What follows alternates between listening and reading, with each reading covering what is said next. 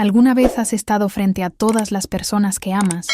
vistiendo un traje de novia que costó más que tu coche, solo para darte cuenta de que la persona que te espera en el altar planeó destruirte desde el principio? Eso es exactamente lo que me pasó a mí, y necesito contarte esta historia porque lo que descubrí ese día no solo cambió mi vida, sino que salvó a mi hermana de caminar hacia la misma pesadilla. Me llamo Sara, y esta es la historia de cómo el día de mi boda se convirtió en el peor, y de alguna manera en el mejor día de mi vida, todo al mismo tiempo. Recuerdo estar parada en esa suite nupcial, rodeada de mis damas de honor, mis manos temblando mientras sostenía el ramo de rosas blancas mezcladas con lavanda, su combinación favorita, no la mía, y debería haberlo sabido justo entonces que algo estaba mal, pero empujé ese sentimiento profundamente dentro de mí, donde había estado empujando tantos sentimientos durante los últimos 2 años. La maquilladora acababa de terminar de retocar mi lápiz labial por 3ª vez, porque no dejaba de morderme el labio inferior,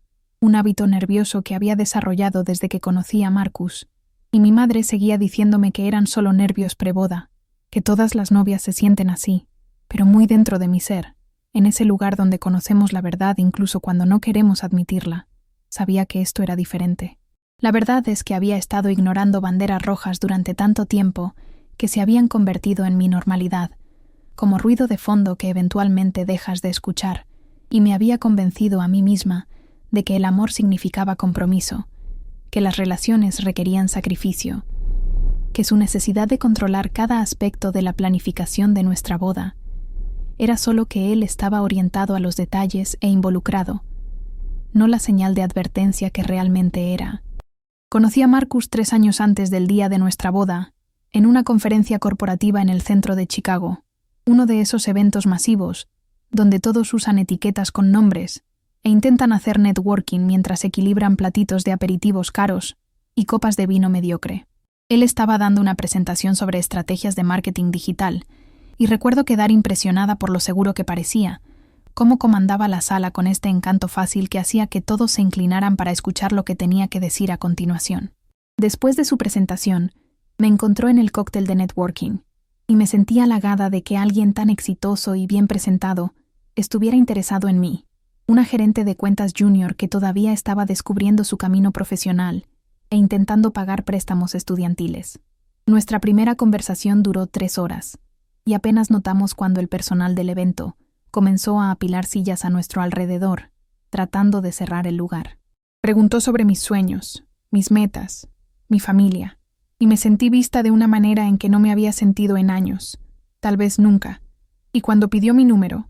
se lo di sin dudarlo, ya imaginando cómo podría verse nuestro futuro juntos. Los primeros meses fueron mágicos, o al menos así parecían en ese momento, aunque mirando hacia atrás ahora con la claridad que solo viene de la distancia y el dolor, puedo ver cuán cuidadosamente estaba creando la ilusión, como un maestro titiritero arreglando los hilos antes de que comience el espectáculo. Enviaba flores a mi oficina, con notas escritas a mano que citaban poesía, recordaba cada pequeño detalle que mencionaba de pasada, planeaba citas elaboradas que se sentían como escenas de películas románticas, y me introdujo a su mundo de cenas elegantes y escapadas de fin de semana, y un estilo de vida que se sentía emocionante y ligeramente incómodo al mismo tiempo, como usar zapatos que son hermosos, pero no te quedan del todo bien. La primera vez que noté que algo estaba mal, realmente mal, fue aproximadamente 6 meses después de comenzar nuestra relación, cuando mencioné querer cenar con mis amigas de la universidad,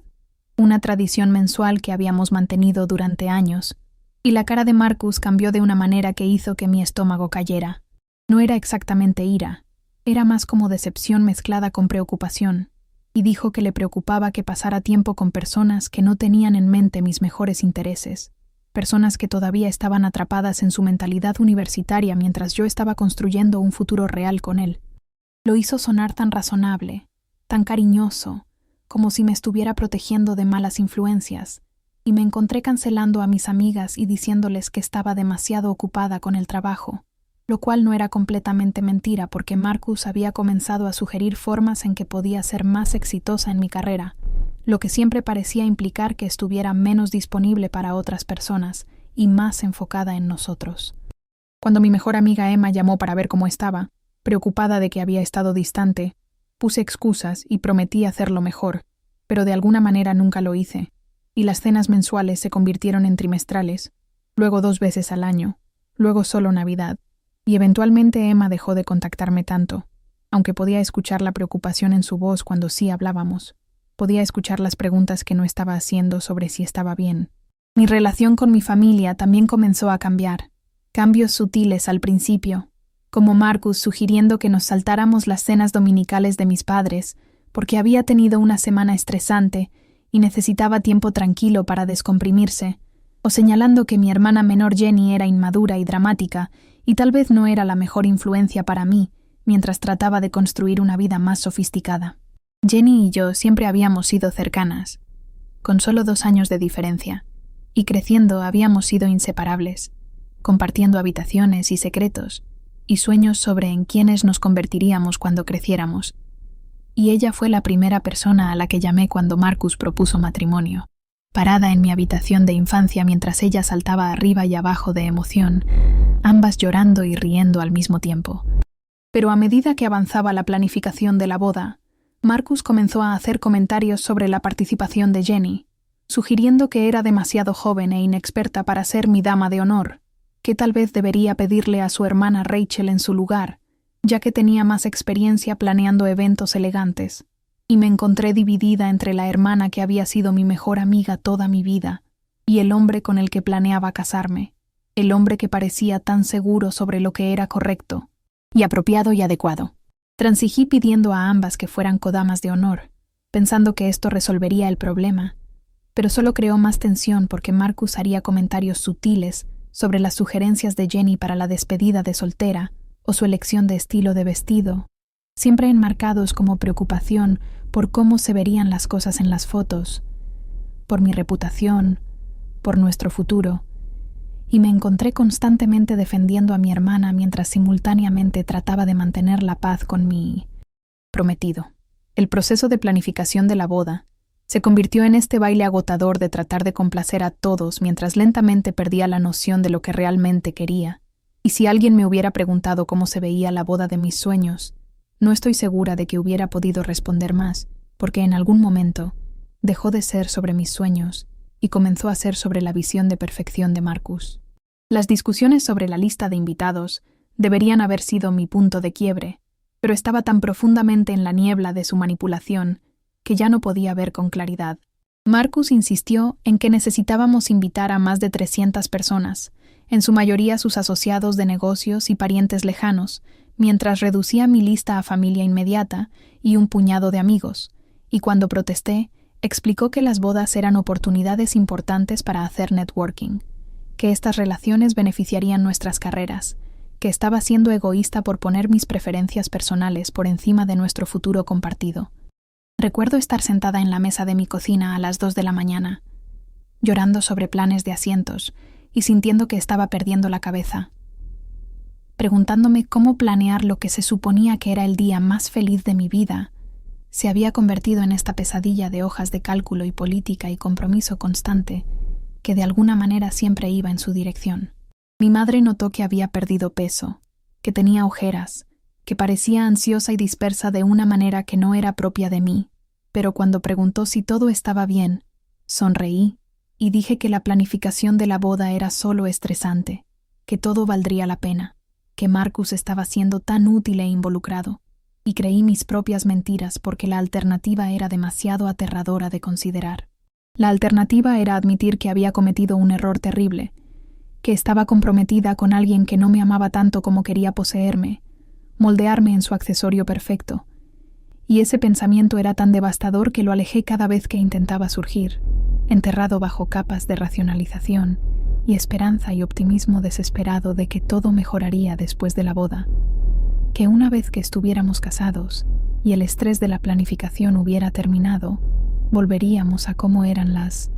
cosas en esos primeros meses mágicos. La semana antes de la boda, Marcus se mudó temporalmente a mi apartamento porque dijo que sería más fácil para coordinar los detalles finales, y esa semana fue cuando debería haber huido, debería haber cancelado todo, pero estaba tan comprometida con la narrativa de que todo estaba bien que no podía ver lo que estaba sucediendo justo frente a mí. Revisó mi teléfono mientras estaba en la ducha, y cuando salí, me cuestionó sobre mensajes de texto de un colega masculino sobre un proyecto de trabajo, haciéndolo parecer como si estuviera ocultando algo inapropiado, cuando literalmente eran solo mensajes sobre una presentación para un cliente. Criticó mi cuerpo, sugiriendo que hiciera una limpieza de jugos durante los últimos días antes de la boda para verme lo mejor posible en el vestido, y cuando dije que ya estaba en un peso saludable, suspiró y dijo que solo quería que me viera perfecta para nuestro día especial, que solo estaba tratando de ayudar,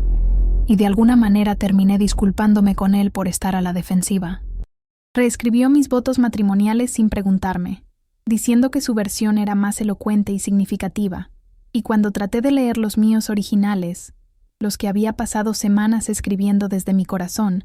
se veía tan decepcionado que los doblé y los guardé, diciéndome a mí misma que no importaba qué palabras dijera siempre y cuando las sintiera de verdad. ¿Alguna vez has sentido que estás viendo tu propia vida desde fuera de tu cuerpo, como si fueras una pasajera en tu propia historia y alguien más estuviera conduciendo? Así es como me sentí toda esa semana, desconectada y flotando, y desesperadamente tratando de convencerme de que este sentimiento de pavor sentado pesado en mi pecho era solo ansiedad, solo nervios normales preboda que pasarían una vez que caminara por ese pasillo y dijera, sí acepto. La mañana de la boda, me desperté a las 5 de la mañana, aunque no necesitaba estar en el lugar hasta el mediodía, y me quedé allí en la oscuridad escuchando a Marcus roncar a mi lado, y me permití pensar los pensamientos que había estado evitando durante meses. Pensé en cómo ya nunca me reía, no esas risas profundas y genuinas que solían venir tan fácilmente, cómo había comenzado a cuestionar cada palabra antes de hablar, cómo sentía que estaba constantemente caminando sobre cáscaras de huevo, tratando de anticipar sus estados de ánimo y reacciones, cómo había perdido contacto con la mayoría de mis amigas y cómo mi relación con mi familia se sentía tensa y distante. Pensé en Jenny, mi hermanita que solía contarme todo, quien había estado actuando rara y reservada últimamente, y cómo Marcus había comenzado a prestar más atención a ella en las reuniones familiares, preguntando sobre su vida y sus planes y sus sueños, de esa misma manera intensa en que se había enfocado en mí cuando nos conocimos por primera vez, y un sentimiento frío se extendió por mi pecho como agua helada, pero lo alejé porque seguramente solo estaba siendo paranoica. Seguramente mi prometido no estaba mostrando interés en mi hermana pequeña. Eso era una locura. Eso era el tipo de cosa que no sucedía en la vida real. Me levanté y fui al baño y me miré en el espejo. Realmente me miré, y apenas reconocí a la mujer que me devolvía la mirada. Esta persona delgada y ansiosa con ojos preocupados, y hombros que se encorvaban hacia adelante como si estuviera tratando de hacerse más pequeña, tratando de ocupar menos espacio, y susurré a mi reflejo, ¿qué estás haciendo? Pero no tenía una respuesta. O tal vez sí tenía una respuesta, pero tenía demasiado miedo de admitirla. En el lugar del evento, rodeada de flores y luces de cuerda, y todas las decoraciones caras en las que Marcus había insistido, pasé por los movimientos de prepararme, dejando que la estilista sujetara mi cabello en un peinado elaborado, dejando que la maquilladora pintara mi cara, poniéndome el vestido de diseñador que costó más que 3 meses de mi renta.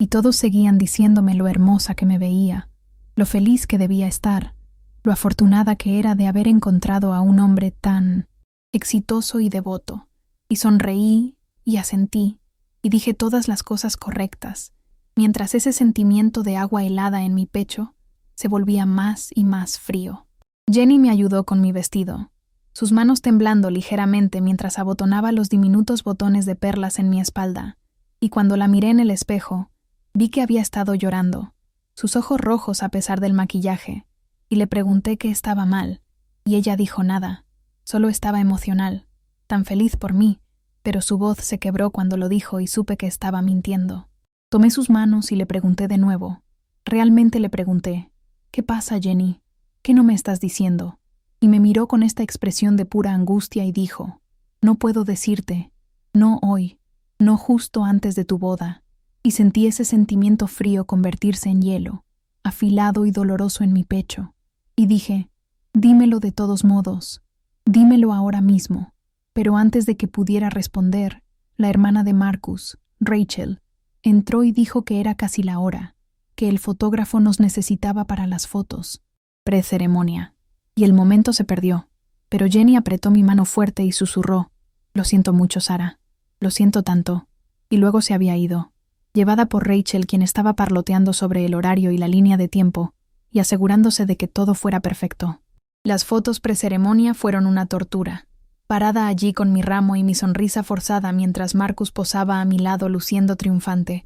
como si hubiera ganado algún tipo de premio, y me di cuenta con repentina y horrible claridad que así es exactamente como él veía esto. No como el comienzo de una asociación, sino como una adquisición, como la finalización exitosa de un proyecto. Y yo era el proyecto. El fotógrafo seguía diciendo: «Sonríe más grande, luce más feliz. Este es el día de tu boda». Y quería gritar que no podía, que algo estaba terriblemente mal, que necesitaba que todos se detuvieran y me escucharan, pero no lo hice. Solo sonreí más grande y miré a la cámara y jugué mi papel en el elaborado espectáculo que Marcus había orquestado. Cuando finalmente fue hora de caminar por el pasillo, mi padre tomó mi brazo y preguntó si estaba lista. Y casi digo que no, casi le cuento todo, casi le ruego que me lleve lejos de allí, pero miré hacia arriba y vi 300 personas sentadas y esperando. Vi a Marcus parado en el altar, luciendo confiado y complacido. Vi todo el dinero que se había gastado y toda la planificación que había entrado en este día, y pensé en la vergüenza de cancelarlo ahora, en decepcionar a todos, en ser la chica que no pudo seguir adelante. Y dije: «Sí, papá, estoy lista». Y él besó mi mejilla y me dijo que me amaba y que estaba orgulloso de mí. Y quería llorar porque sabía que estaba cometiendo el error más grande de mi vida, pero no podía descubrir cómo detenerlo. La caminata por el pasillo se sintió como caminar hacia mi propia ejecución, cada paso llevándome más cerca de un futuro que no quería pero del que no podía escapar, y miré las caras mirándome, personas sonriendo y llorando lágrimas felices, y quería decirles a todos que esto estaba mal, que estaban presenciando no una celebración, sino una tragedia en progreso. Pero seguí caminando, un pie frente al otro, hasta que llegué al altar, y mi padre puso mi mano en la de Marcus y retrocedió, y estaba sola con el hombre al que estaba a punto de prometer mi vida, y su mano estaba fría, y su agarre era fuerte, demasiado fuerte, posesivo en lugar de amoroso, y miré sus ojos, y vi algo allí que hizo que mi sangre se helara, una especie de satisfacción calculada, como si hubiera estado planeando este momento durante mucho tiempo, y todo iba exactamente según su diseño. El oficiante comenzó a hablar, hablando sobre amor y compromiso y asociación, palabras que deberían haber sido hermosas pero se sentían huecas y sin sentido en ese momento, y apenas lo escuché porque estaba demasiado ocupada teniendo un ataque de pánico a gran escala mientras trataba de lucir calmada y feliz, mi corazón latiendo tan rápido que pensé que podría explotar. Mis palmas sudando, mi visión comenzando a hacer túnel, y me di cuenta de que iba a desmayarme. Iba a desmayarme justo allí en Minatizientoshom, el altar frente a 300 personas. Y tal vez eso sería lo mejor porque entonces alguien tendría que detener esto. Alguien tendría que posponer y darme tiempo para pensar, tiempo para escapar. Pero no me desmayé. Me mantuve consciente por pura fuerza de voluntad. Y la ceremonia continuó. Y llegamos a los votos. Y Marcus sacó un papel y comenzó a leer los votos que había escrito. Palabras hermosas sobre amor y devoción y construir una vida juntos. Y todos estaban llorando y sonriendo. Y se suponía que debía estar conmovida. Se suponía que debía estar emocionada. Pero todo lo que podía pensar era que estas palabras eran una actuación, un guión que estaba entregando para la audiencia. Y nada de eso era real. Luego fue mi turno, y saqué los votos que él había escrito para mí, los que se suponía que debía leer, pero en su lugar me encontré sacando los votos originales que había escrito, los que había escondido en mi ramo en el último minuto sin saber realmente por qué, algún instinto, diciéndome que los mantuviera cerca, y comencé a leerlos, mis votos reales, los que hablaban sobre asociación e igualdad, y mantener nuestras identidades individuales, mientras construíamos algo juntos, y vi la cara de Marcus cambiar. Vi ir a brillar en sus ojos por solo un segundo antes de que la cubriera con una sonrisa. Y supe que me había desviado de su guión. Había hecho algo que no había planeado.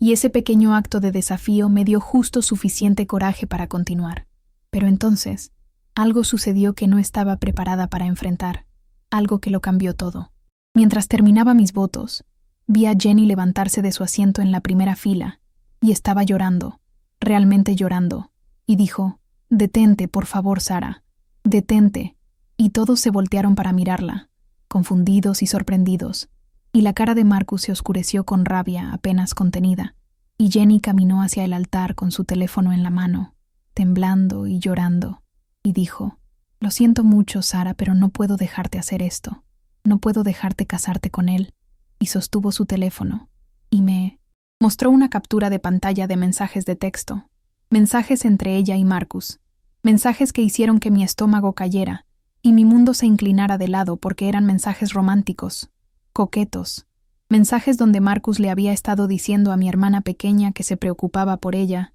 que sentía una conexión con ella, que tal vez había elegido a la hermana equivocada, y los mensajes estaban fechados de los últimos 6 meses, todo el tiempo que habíamos estado comprometidos, y me quedé allí leyéndolos mientras 300 personas susurraban y murmuraban, y Marcus comenzó a hablar. Comenzó a decir que todo era un malentendido, que Jenny había malinterpretado mensajes amistosos, pero seguí leyendo, seguí desplazándome a través de mensaje tras mensaje, donde él había estado preparando a mi hermana de la misma manera que me había preparado a mí, preparándola para ser su próxima víctima, y me di cuenta con absoluta claridad cristalina que este era su patrón. Esto es lo que hacía. Encontraba mujeres vulnerables y las manipulaba y las controlaba, y cuando terminaba con una pasaba a la siguiente, y mi hermana se suponía que era la siguiente, y esta boda, esta actuación elaborada y cara, nunca fue sobre amarme, fue sobre romperme,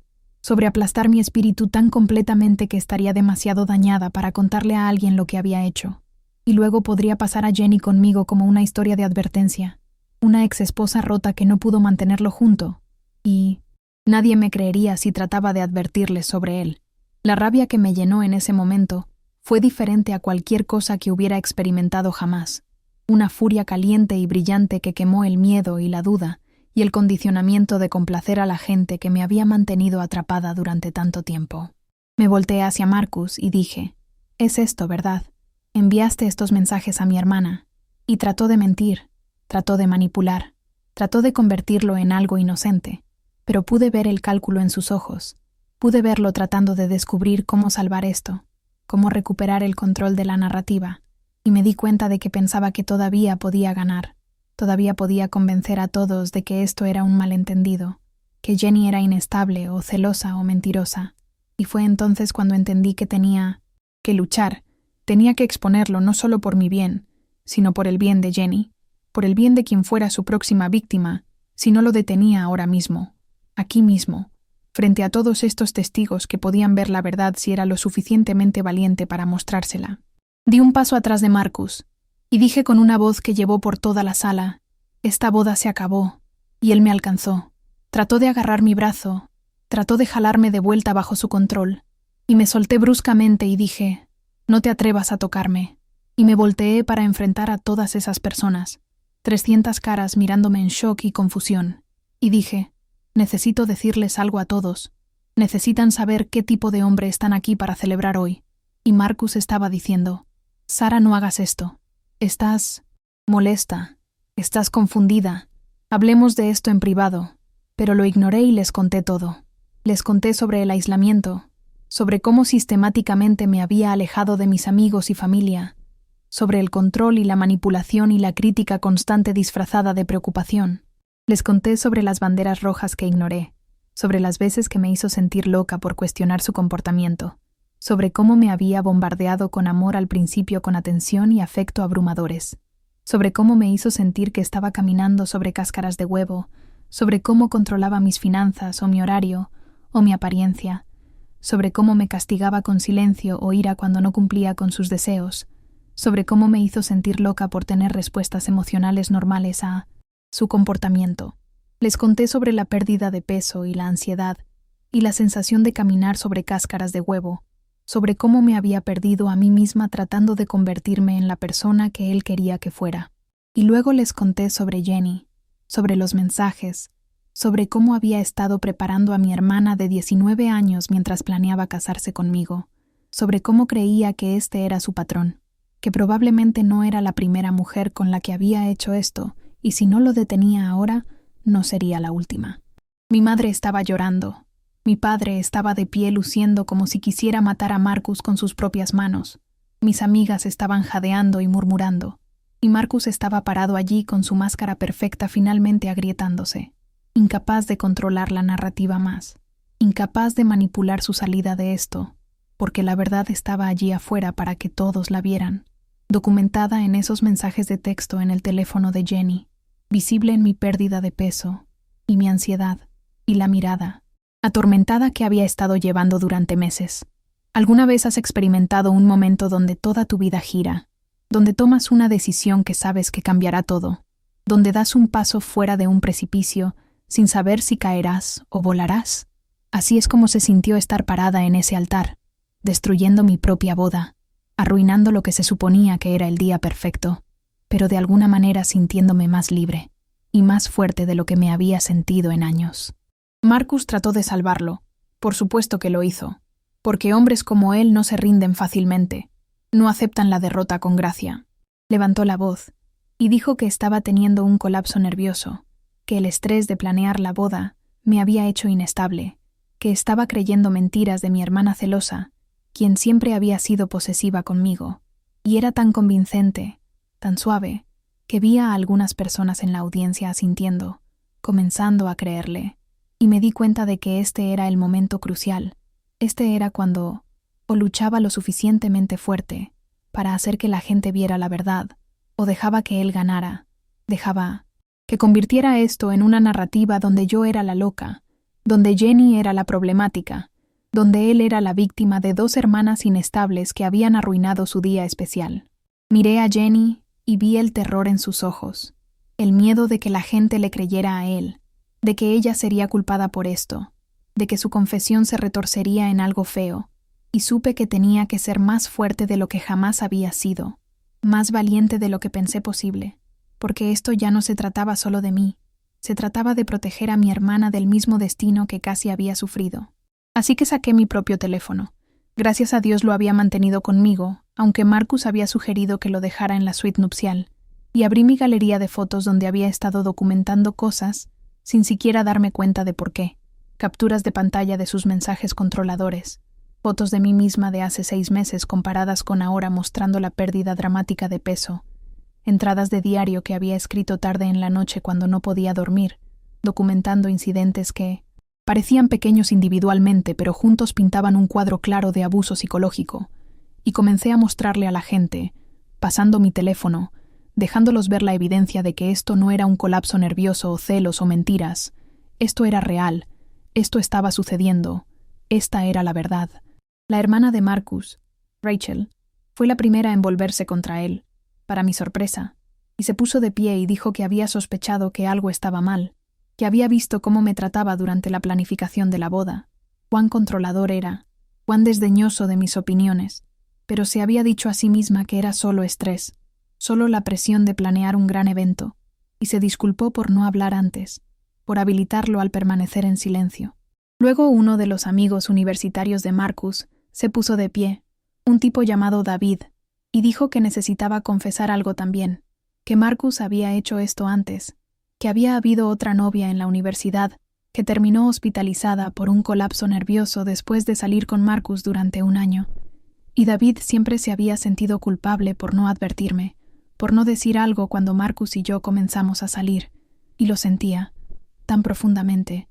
y su voz se quebró cuando lo dijo. Más personas comenzaron a hablar, compartiendo pequeñas observaciones y preocupaciones que habían tenido, piezas de un rompecabezas que solas parecían insignificantes, pero juntas creaban una imagen clara de quién era realmente Marcus, y observé cómo su imagen cuidadosamente construida se desmoronaba, cómo la máscara que había usado durante tanto tiempo finalmente se rompió completamente, y debajo había algo feo y enojado y desesperado, y me miró con puro odio y dijo: «Estúpida perra, has arruinado todo. Pasé 2 años contigo, 2 años construyéndote solo para derribarte, y ni siquiera pudiste dejarme tener mi momento, ni siquiera pudiste hacer esta única cosa bien, y sus palabras, sus horribles palabras honestas y crudas, probaron todo lo que había estado diciendo, mostraron a todos exactamente quién era, y mi padre y 2 de mis tíos dieron un paso adelante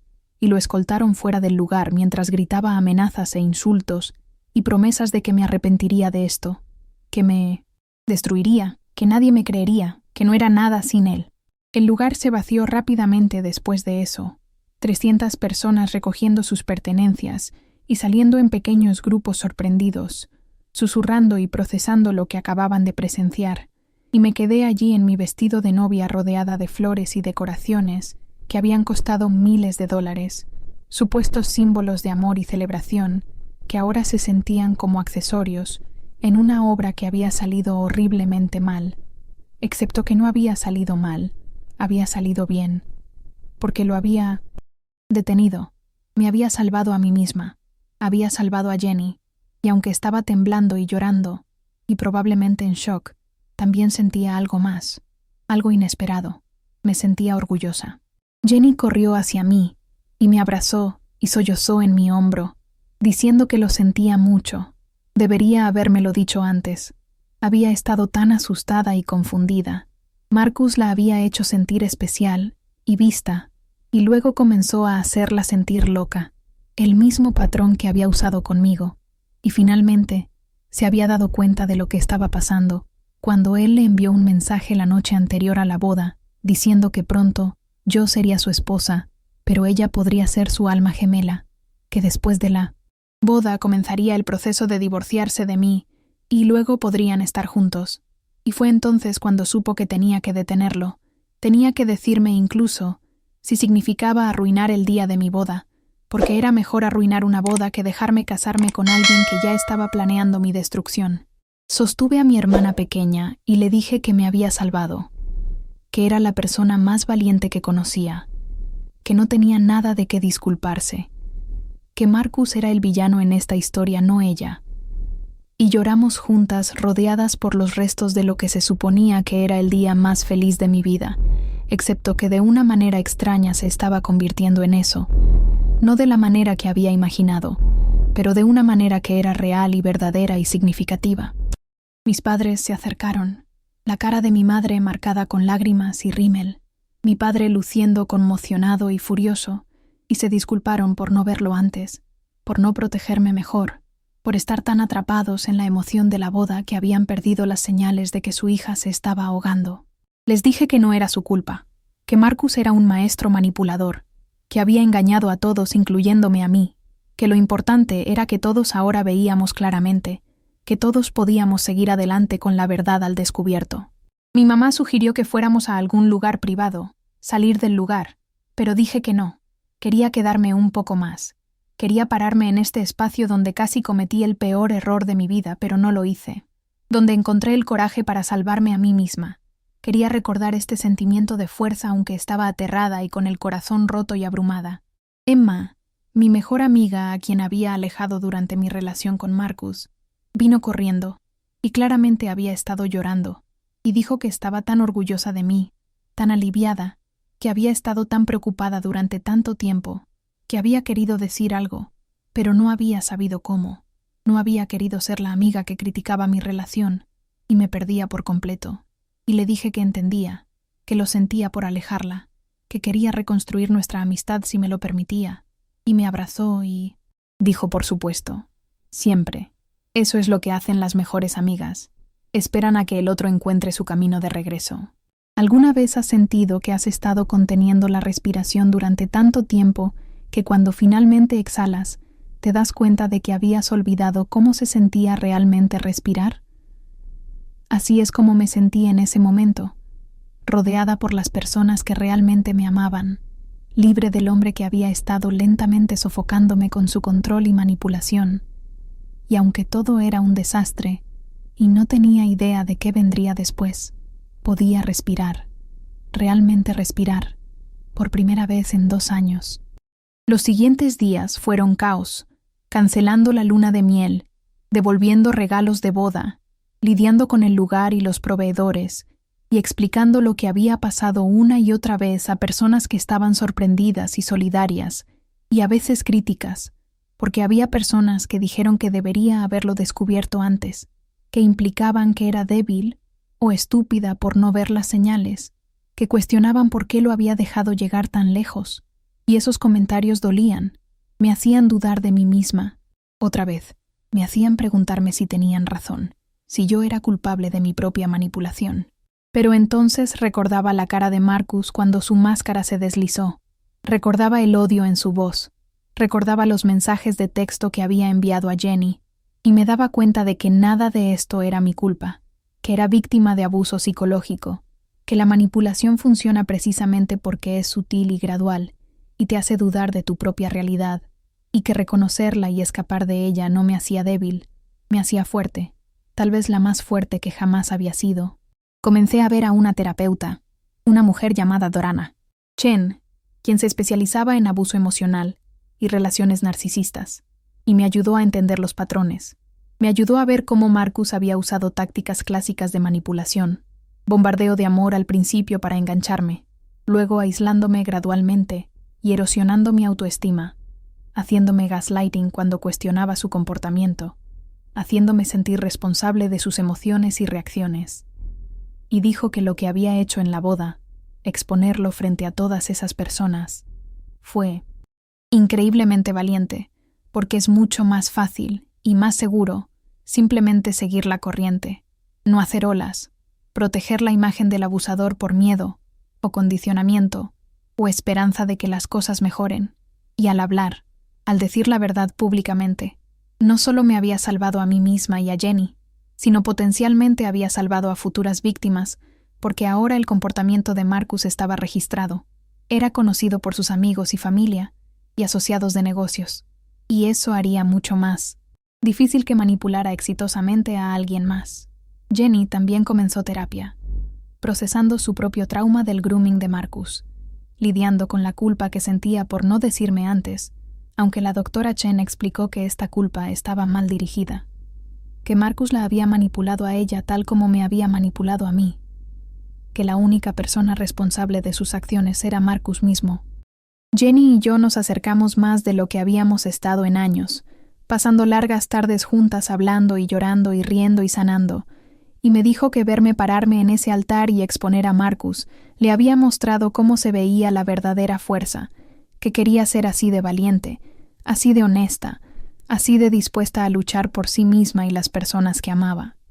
Hicimos un pacto, mi hermana y yo, que nunca más ignoraríamos banderas rojas en las relaciones, que confiaríamos en nuestros instintos, que nos apoyaríamos mutuamente en hablar cuando algo se sintiera mal, que elegiríamos nuestro propio bienestar sobre la comodidad o expectativas de otras personas. Y suena simple, pero para ambas fue revolucionario. Esta idea de que merecíamos ocupar espacio, tener opiniones, establecer límites, ser valoradas por quienes realmente éramos en lugar de quien alguien más quería que fuéramos. Mis padres también estaban luchando, procesando su propia culpa y miedo, cuestionando cómo habían perdido las señales, golpeándose a sí mismos por estar tan emocionados por la boda, que no habían notado que su hija estaba sufriendo, y tuve que seguir asegurándoles que no era su culpa, que Marcus era hábil en presentar una cara en público y otra en privado, que incluso yo no había entendido completamente lo que estaba pasando hasta ese momento en el altar cuando todo se volvió cristalino. Aproximadamente 2 semanas después de la boda que no fue, Emma me organizó una fiesta de divorcio. Aunque nunca me había casado realmente, dijo que me estaba divorciando de la persona que había pretendido ser mientras estaba con Marcus, divorciándome del miedo y la ansiedad y la duda que él había plantado en mí, celebrando mi libertad y mi coraje y mi nuevo comienzo. Invitó a todas mis viejas amigas, las que había alejado o perdido contacto durante mi relación, y vinieron, todas ellas, con tarjetas y regalos, y amor y apoyo, y pasamos la tarde compartiendo historias, y riendo y llorando, y me dijeron que me habían extrañado, la verdadera yo, la persona que solía reír tan fácilmente, y decir lo que pensaba y tomar riesgos, y probar cosas nuevas, y dijeron que podían verla regresar, podían verme emergiendo del caparazón que había construido alrededor de mí misma, y me hizo darme cuenta de cuánto había perdido durante esos 2 años, cuánto de mí misma había sacrificado tratando de ser lo que Marcus quería, y también cuánto tenía que esperar, todas las partes de mí misma que podía reclamar y reconstruir, y tal vez incluso reimaginar en algo mejor y más fuerte que antes. Quemamos mi vestido de novia esa noche, lo que podría parecer dramático, pero se sintió necesario, se sintió catártico. Parada alrededor del pozo de fuego en el patio trasero de Emma, viendo el costoso vestido de diseñador convertirse en llamas, mientras mis amigas vitoreaban y brindaban por nuevos comienzos, y mientras veía la tela blanca convertirse en cenizas, sentí algo cambiar dentro de mí. Sentí los últimos hilos de apego a Marcus y a la persona que había tratado de ser para él finalmente, quemarse, dejando espacio para que algo nuevo creciera. Me lancé a reconstruir mi vida con una intensidad que me sorprendió, reconectando con amigas, reparando relaciones con miembros de la familia que había descuidado, persiguiendo pasatiempos e intereses que había abandonado porque Marcus los encontraba tontos o sin importancia. Comencé a pintar de nuevo, algo que había amado en la universidad, pero había dejado de hacer porque Marcus dijo que era una pérdida de tiempo, que debería enfocarme en actividades más prácticas, y descubrí que lo había extrañado terriblemente. Extrañaba la sensación de crear algo con mis propias manos, expresar emociones a través del color y la forma en lugar de palabras. Me uní a un club de lectura con Emma y algunas otras amigas, leyendo novelas que Marcus habría descartado como frívolas, quedándome despierta hasta tarde discutiendo personajes y temas, y perdiéndome en historias que no eran las mías. Comencé a correr. Corridas matutinas tempranas por mi vecindario donde podía pensar y procesar, y sentir mi cuerpo volviéndose más fuerte, sentir mi mente volviéndose más clara, y a veces corría hasta estar exhausta y llorando y jadeando por aire, purgando todo el miedo y la ira y la vergüenza que había estado cargando, y luego caminaba a casa sintiéndome más ligera, sintiéndome más como yo misma. También cambié de trabajo, dejando la compañía donde había trabajado durante mi relación con Marcus, porque demasiadas personas allí lo conocían, nos conocían, y no podía reconstruir mi identidad profesional en un lugar donde todavía estaba definida por él, todavía vista como la chica que tuvo un desastre de boda, y encontré un puesto en una firma más pequeña donde nadie conocía mi historia, donde podía ser solo Sara, competente y capaz y digna en mis propios términos, y era aterrador y emocionante y exactamente lo que necesitaba. Las secuelas legales fueron complicadas y agotadoras, lidiando con los intentos de Marcus de demandarme por angustia emocional y difamación, alegando que lo había humillado públicamente y dañado su reputación, y mi abogado tuvo que explicar pacientemente que la verdad es una defensa contra la difamación, que no había mentido sobre nada, que los mensajes de texto y testimonios de testigos respaldaban todo lo que había dicho, y eventualmente su demanda fue desestimada, pero no antes de costarme miles de dólares en honorarios legales e innumerables horas de ansiedad y miedo de que de alguna manera encontrara una forma de hacerme pagar por exponerlo. También intentó otras tácticas, apareciendo en mi edificio de apartamentos hasta que obtuve una orden de restricción, enviándome correos electrónicos largos alternando entre disculpas y amenazas, contactando a mi empleador para hacer quejas sobre mi conducta profesional, y cada incidente era un recordatorio de que dejar una relación abusiva no termina el abuso, solo cambia la forma, y el precio de la libertad es vigilancia eterna, constantemente protegiéndote de alguien que no puede aceptar que ha perdido control sobre ti. Mi terapeuta me ayudó a entender que este era su último esfuerzo por mantener el poder, que si no podía controlarme a través de la relación, trataría de controlarme a través del miedo y la intimidación legal, y que la mejor respuesta era documentar todo, reportar violaciones de la orden de restricción y negarme a involucrarme con él directamente sin importar cuánto tratara de provocar una respuesta. Jenny luchó con su propia versión de esto, lidiando con los intentos de Marcus de contactarla, sus mensajes diciendo que ella lo había malinterpretado, que realmente se preocupaba por ella, que si solo hablaba con él, podrían aclarar todo, y le tomó toda su fuerza y el apoyo de su terapeuta bloquearlo en cada plataforma y negarse a responder, reconocer que cualquier involucramiento solo le daría una apertura para manipularla de nuevo. Ambas estábamos aprendiendo, mi hermana y yo, que sanar del abuso psicológico no es lineal, que hay días buenos y días malos, días cuando nos sentíamos fuertes y confiadas y orgullosas de nosotras mismas por escapar, y días cuando nos sentíamos culpables y confundidas, y nos preguntábamos si habíamos reaccionado exageradamente, si las cosas realmente habían sido tan malas, si tal vez deberíamos haber intentado más para que funcionara, y en esos días hablábamos entre nosotras, nos recordábamos mutuamente la realidad de lo que pasó, de la evidencia que teníamos, del alivio que sentimos cuando finalmente estuvimos libres de su control. La doctora Chen explicó que esta duda era normal, que las víctimas de abuso a menudo se cuestionan a sí mismas incluso después de escapar, porque eso es lo que hace el abuso. Te hace dudar de tus propias percepciones, tu propia realidad, tu propio valor, y que sanar significaba aprender a confiar en nosotras mismas de nuevo, creer nuestros propios recuerdos y sentimientos e instintos, saber que merecíamos mejor de lo que habíamos aceptado. Aproximadamente 6 meses después de la boda que no fue, recibí un mensaje de una mujer llamada Rachel, diferente de la hermana de Marcus. Esta Rachel dijo que había estado comprometida con Marcus 4 años atrás, que lo había dejado un mes antes de su boda, después de darse cuenta de cuán controlador y manipulador era. Pero nunca había hablado públicamente sobre ello. Había estado demasiado avergonzada y avergonzada. Y cuando escuchó lo que pasó en mi boda a través de amigos mutuos, quiso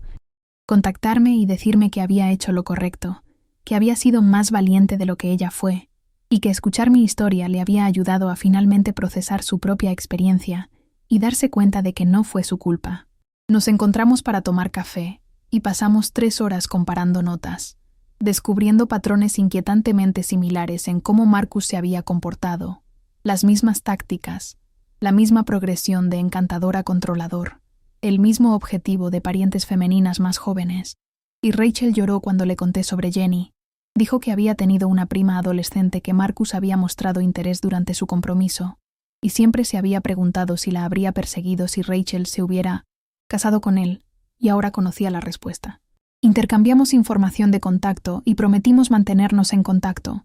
y Rachel dijo que estaba pensando en escribir sobre su experiencia,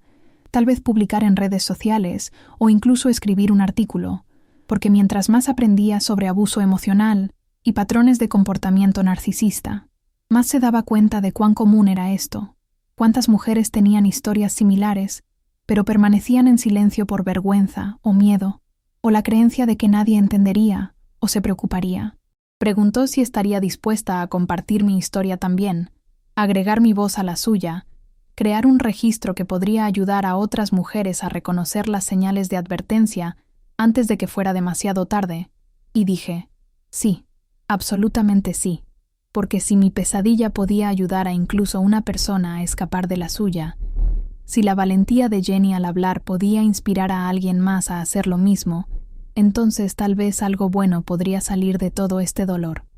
Comenzamos un blog juntas, Rachel y yo, anónimamente al principio porque todavía teníamos miedo de la retaliación de Marcus, pero a medida que más mujeres se acercaron con sus propias historias, al darnos cuenta de que no estábamos solas, no estábamos locas, no éramos débiles, decidimos usar nuestros nombres reales, apropiarnos de nuestras historias, negarnos a escondernos en vergüenza cuando no habíamos hecho nada malo. El blog creció más allá de lo que habíamos imaginado. Mujeres de todo el país compartiendo sus experiencias con abuso emocional, manipulación psicológica, control disfrazado de amor, y los hilos comunes eran sorprendentes. Los mismos patrones apareciendo una y otra vez: bombardeo de amor seguido de aislamiento, seguido de crítica, seguido de gaslighting, la erosión gradual de la autoestima, el sentimiento constante de caminar sobre cáscaras de huevo, la confusión de sentir que te estás volviendo loca mientras todos los demás ven a tu pareja como perfecta y encantadora y maravillosa. Creamos recursos, listas de señales de advertencia, consejos para irse de manera segura, enlaces a terapeutas y grupos de apoyo y ayuda legal, y escuchamos de mujeres que dijeron que nuestro blog las había salvado, les había ayudado a ver su situación claramente, les había dado el coraje para irse, y esos mensajes nos mantuvieron en marcha, incluso cuando era difícil. Incluso cuando escribir sobre nuestras propias experiencias traía recuerdos dolorosos, incluso cuando Marcus y hombres como él intentaban desacreditarnos, llamándonos amargas y vengativas e inestables. ¿Alguna vez has convertido tu dolor en propósito, tu trauma en defensa, tu peor experiencia en algo que podría ayudar a otros. Eso es lo que Rachel y yo estábamos haciendo, y no borraba lo que nos pasó.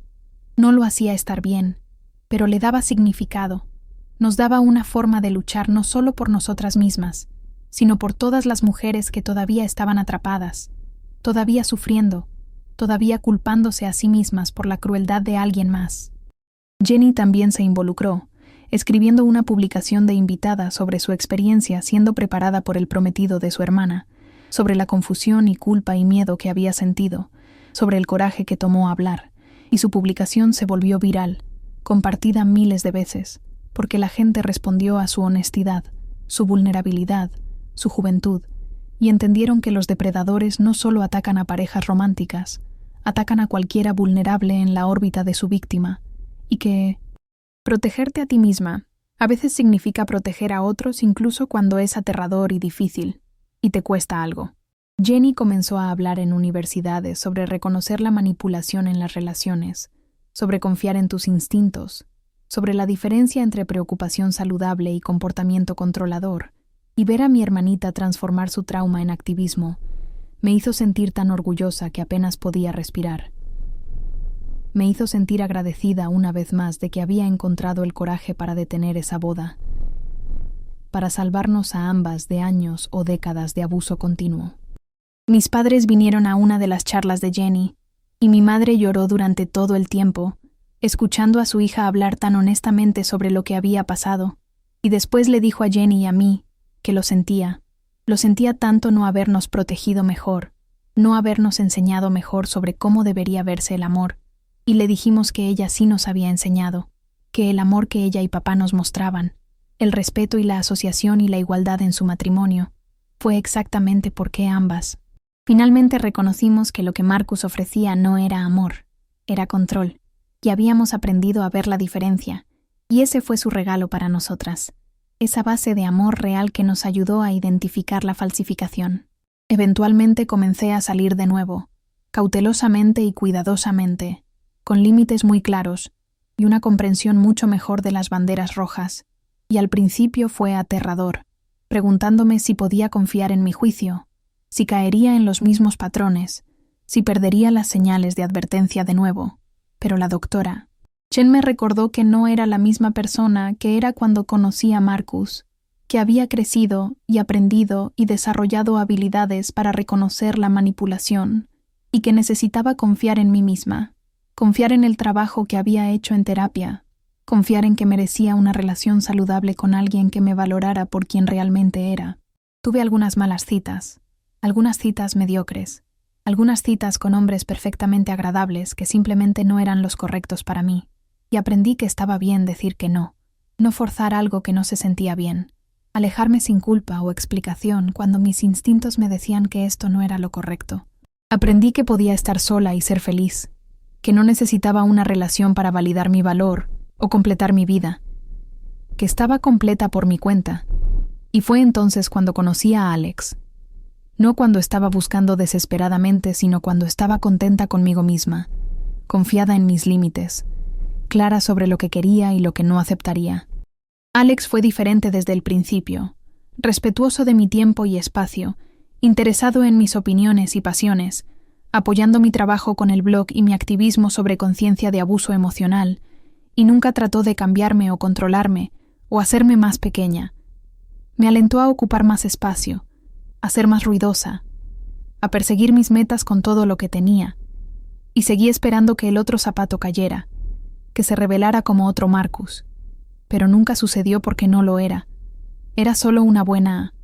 persona que había hecho su propio trabajo en terapia, quien tenía relaciones saludables modeladas para él mientras crecía, quien entendía que el amor se trataba de agregar a la vida de alguien, no restar de ella. Han pasado 3 años ahora desde la boda que no fue, 3 años de sanar y crecer, y aprender y luchar y construir una vida que es verdaderamente mía, no una actuación para alguien más, no un compromiso que me deja agotada, no una prisión disfrazada de amor. Jenny está prosperando. Se graduó de la universidad con honores, en una relación saludable con alguien que la trata con el respeto y amabilidad que merece, y acredita nuestra experiencia con Marcus, tan dolorosa como fue, con enseñarle qué buscar y qué evitar en una pareja. Mi relación con mis padres es más fuerte que nunca, construida sobre honestidad y comunicación, que no estaba allí antes cuando todos asumíamos que todo estaba bien sin realmente preguntar, sin realmente mirar. Mis amistades se han profundizado, arraigadas en autenticidad en lugar de las interacciones superficiales que había mantenido mientras estaba con Marcus, y he aprendido que los amigos reales no solo celebran contigo, aparecen cuando las cosas se desmoronan, te dicen verdades duras cuando necesitas escucharlas, esperan pacientemente a que encuentres tu camino de regreso a ti misma. El blog que Rachel y yo comenzamos se ha convertido en una organización sin fines de lucro, con un pequeño personal y financiamiento real, proporcionando recursos y apoyo a sobrevivientes de abuso emocional, y hemos ayudado a cientos de mujeres a dejar situaciones peligrosas, encontrar terapeutas, navegar el sistema legal, reconstruir sus vidas, y saber que mi peor día se convirtió en el catalizador para ayudar a otros, hace que todo signifique algo, hace que el dolor valga la pena de una manera que nunca podría haber imaginado parada en ese altar hace 3 años. Pienso en Marcus a veces. Me pregunto qué está haciendo, si ha encontrado otra víctima, o si suficientes personas conocen sus patrones, ahora que ha tenido que cambiar su enfoque. Y me dicen a través de conocidos mutuos, que se mudó a otra ciudad, comenzó de nuevo en algún lugar fresco donde la gente no conoce su historia, y me preocupo por las mujeres que podría atacar allí. Pero también sé que no puedo salvar a todos. Solo puedo controlar mis propias acciones, mis propias elecciones, mi propia voz. Y uso esa voz fuerte y a menudo, compartiendo mi historia siempre que alguien escuche, esperando que llegue a la mujer que necesita escucharla, quien está poniendo excusas por el comportamiento controlador de su pareja, quien se pregunta si está reaccionando exageradamente, quien tiene miedo de irse porque parece demasiado difícil, o demasiado vergonzoso, o demasiado final.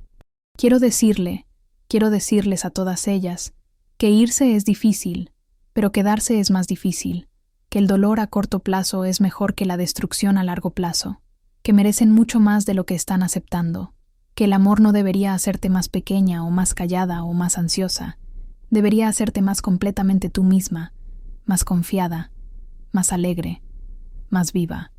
Quiero decirles que si yo pude pararme en ese altar frente a 300 personas y explotar mi propia boda y sobrevivir, incluso prosperar, entonces ellas pueden hacer cosas difíciles también, pueden confiar en sus instintos, pueden elegirse a sí mismas, pueden alejarse de personas que las lastiman, sin importar cuán encantadoras o exitosas o convincentes esas personas puedan ser. Entonces aquí está lo que quiero que te lleves de mi historia, ya sea que hayas pasado por algo similar, o conozcas a alguien que lo haya hecho, o simplemente estés tratando de entender cómo estas cosas les suceden a personas inteligentes, capaces y fuertes que deberían saber mejor.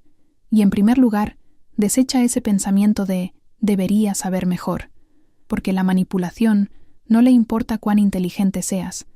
Funciona precisamente porque es gradual y sutil y diseñada para hacerte dudar de ti misma. Las señales de advertencia de una relación emocionalmente abusiva incluyen una pareja que te aísla de amigos y familiares, quien te critica constantemente mientras lo enmarca como preocupación, quien te hace sentir responsable de sus emociones, quien te hace gaslighting negando cosas que claramente recuerdas que sucedieron, quien te bombardeó con amor al principio con atención y afecto abrumadores, quien te hace sentir que estás caminando sobre cáscaras de huevo, quien controla tus finanzas o tu horario o tu apariencia, quien te castiga con silencio o ira cuando no cumples con sus deseos, quien te hace sentir loca por tener respuestas emocionales normales a su comportamiento. Si estás leyendo esto y reconociéndote en estos patrones, por favor sabe que no es tu culpa, que no eres débil o estúpida o rota,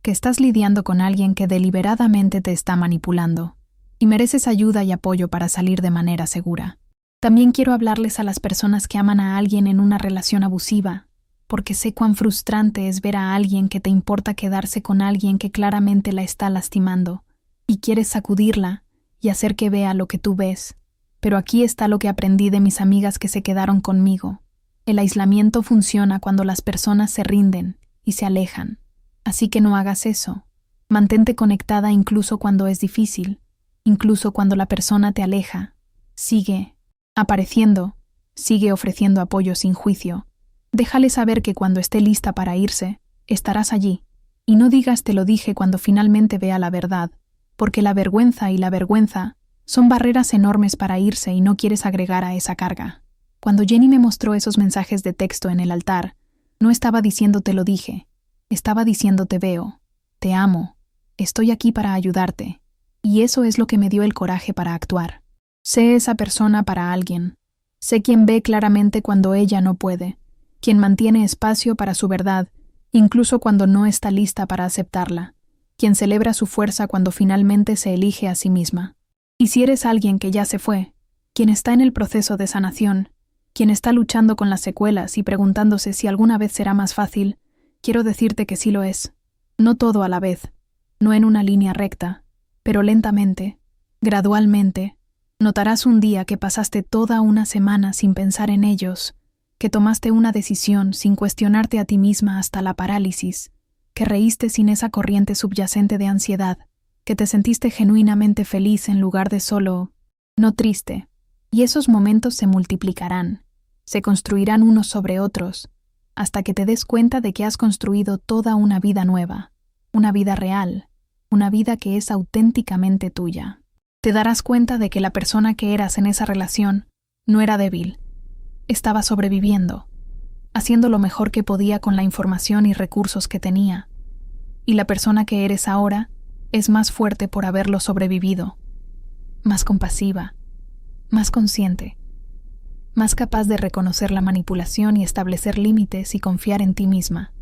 El trauma no desaparece completamente, no se evapora simplemente porque te fuiste, pero se integra en tu historia en lugar de definir tu historia. Se convierte en algo que te pasó en lugar de algo que eres, y encontrarás formas de usarlo, de ayudar a otros, de abogar por el cambio, de negarte a estar en silencio sobre algo que afecta a tantas personas, pero permanece oculto debido a la vergüenza y el estigma, y la idea errónea de que el abuso tiene que ser físico para ser real. Quiero terminar diciendo gracias. Gracias por escuchar mi historia, por pasar este tiempo conmigo, por abrir tu mente y corazón a entender algo que es incómodo y doloroso, y desafortunadamente demasiado común. Y si mi historia resonó contigo, si tocó algo en tu propia experiencia, o te ayudó a entender a alguien que amas,